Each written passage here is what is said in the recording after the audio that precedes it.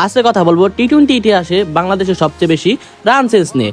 তাহলে চলেন শুরু করা যাক। সালটা ছিল 2018, যেখানে শ্রীলঙ্কার হয়ে প্রথমে ব্যাটিং করতে আসে ধানুষ্কা এবং কুশাল মেন্ডিস, এবং তারা দুজনে এসে প্রথম পাওয়ার প্লেতে অনেক আক্রমণাত্মক ব্যাটিং শুরু করে। কিন্তু ধানুষ্কা 19 বলে 26 রান করে আউট হয়ে যায়। কিন্তু শ্রীলঙ্কার অন্য প্রান্ত আগে রেখেছিল কুশাল মেন্ডিস, এবং পেরেরা প্রথম দিক থেকেই তার আক্রমণ ভঙ্গিতে ব্যাটিং শুরু করে, এবং কুশাল মেন্ডিস মাত্র 26 বলে তার 50টা তুলে নেয়। কিন্তু 50 করার পর কুশাল মেন্ডিস বেশিক্ষণ টিকতে পারেনি, 57 রান করে সেও আউট হয়ে যায়। এরপরে 2 বলে মাত্র 0 রান করে আউট হয়ে যায় সানাকা, এবং শ্রীলঙ্কা কিছুটা চাপে পড়ে যায়। কিন্তু অপর প্রান্তে থাকা কুশাল পেরেরা মাত্র 34 বলে তার 50টা তুলে নেয়, এবং এরপরে কুশাল পেরেরা এবং তারাঙ্গার অসাধারণ আক্রমণাত্মক ব্যাটিং এর ফলে শ্রীলঙ্কা 20 ওভার শেষে 215 রান করতে পারে। এবং বাংলাদেশ হয়ে প্রথমে ব্যাটিং করতে আসে তামিম ইকবাল এবং লিটন কুমার দাস, এবং তারা প্রথম পাওয়ার প্লেতে অনেক আক্রমণাত্মক ব্যাটিং শুরু করে, যার ফলে বাংলাদেশ পায় স্বপ্নের মতো শুরু, এবং বাংলাদেশ 4 ওভার শেষে 50 রান আদায় করে নেয়। কিন্তু 19 বলে 43 রান করে আউট হয়ে যায় লিটন দাস। কিন্তু অন্য প্রান্তে থাকা তামিম ইকবাল তার আক্রমণাত্মক ভঙ্গিতেই খেলতেছিল, কিন্তু সেও বেশিক্ষণ টিকতে পারেনি, 47 রান করে সেও আউট হয়ে যায়।